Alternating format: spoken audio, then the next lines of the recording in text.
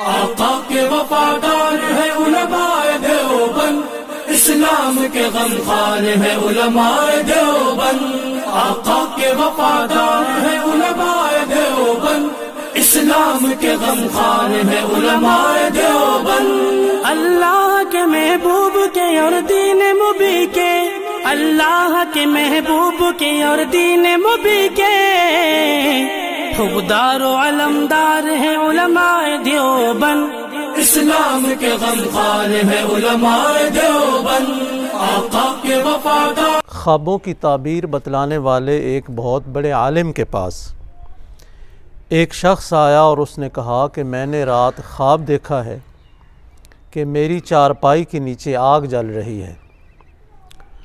انہوں نے فرمایا کہ چارپائی ہٹا کر کھدائی کرو۔ جب اس شخص نے کھدائی کی تو نیچے سے اسے خزانہ ملا۔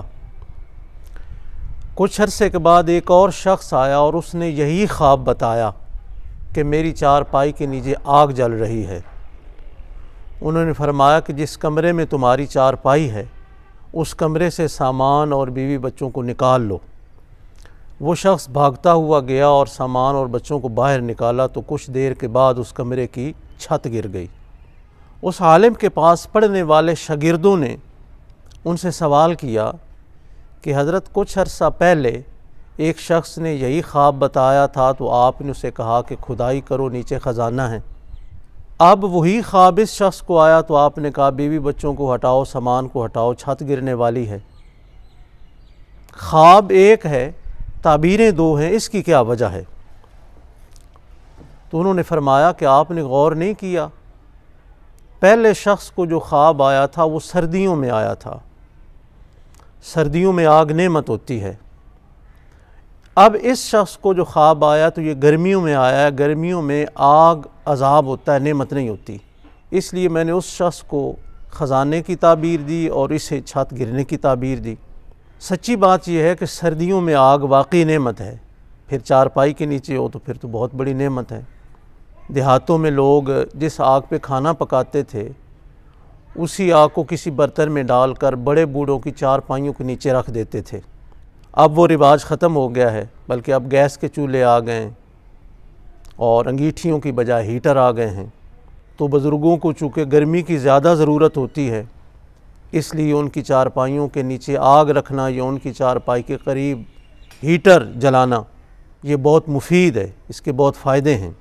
البتہ آگ سے بھی زیادہ جو مفید چیز ہے وہ دھوپ ہے۔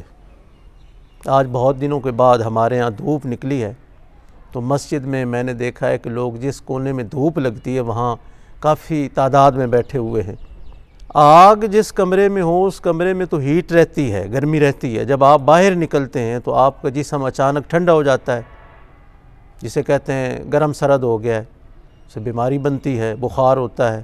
لیکن جب اللہ رب العزت کی طرف سے دھوپ نکلتی ہے تو اس کا اثر چونکہ پورے ماحول پر ہوتا ہے، آپ کے جسم کو گرمی ملتی ہے اور آپ جہاں جاتے ہیں وہاں بھی اسی دھوپ کا اثر ہوتا ہے، تو آپ ہیٹ اپ نہیں ہوتے، یہ آپ کا جسم گرم سرد نہیں ہوتا، عمومی فائدہ ہے۔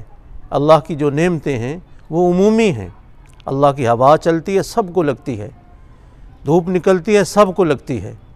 سردیوں میں جب دھوپ نکلے تو ضرور دھوپ پر بیٹھنا چاہیے، بڑوں کو، بچوں کو، عورتوں کو بھی دھوپ پر بیٹھنا چاہیے، اس سے بہت ساری بیماریاں ٹھیک ہو جاتی ہیں۔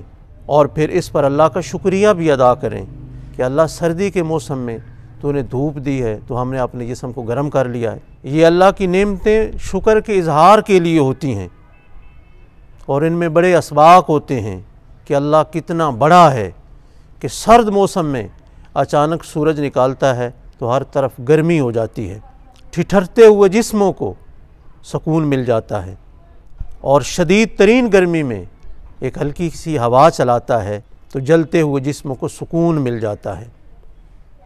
اس سے اللہ کی قدرت اور اللہ کی عظمت انسان کے ذہن میں آتی ہے اور وہ اللہ رب العزت کی نعمتوں کو دیکھ کر اس کے بڑے پن کا، اس کی عظمت کا اعتراف کرتا ہے اور شکر ادا کرتا ہے۔ اس سے اللہ رب العزت اس کی زندگی میں مزید آسانیاں پیدا کر دیتے ہیں۔ اللہ تعالی ہم سب کو اپنی نعمتوں کی قدر کرنے کی توفیق عطا فرمائے۔